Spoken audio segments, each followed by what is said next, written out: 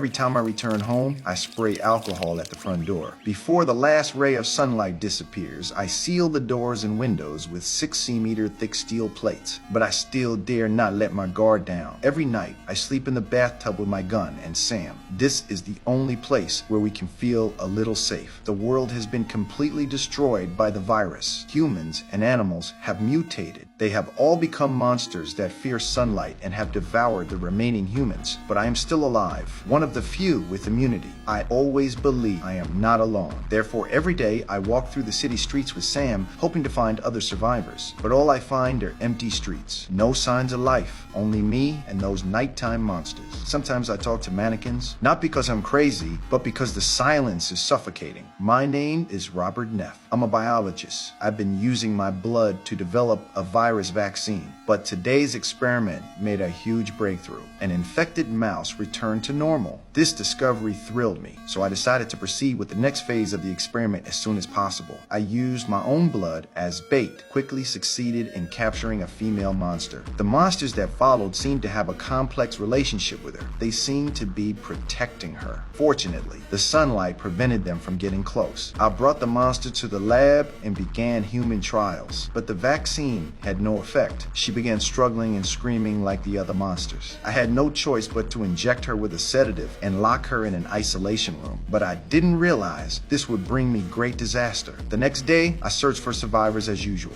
but I saw a strange scene. The mannequins in the store were standing in the middle of the street. I panicked because this was impossible. I instinctively pulled the trigger. The mannequins immediately fell to the ground, but it was too late because it was a trap.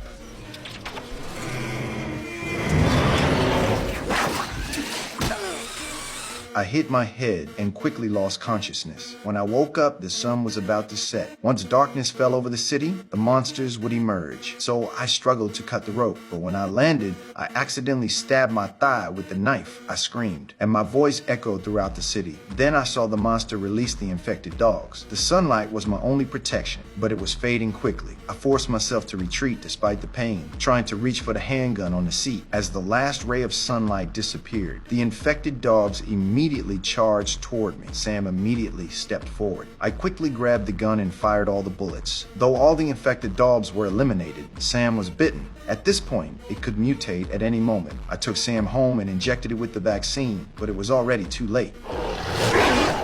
Now, I had to make a difficult decision.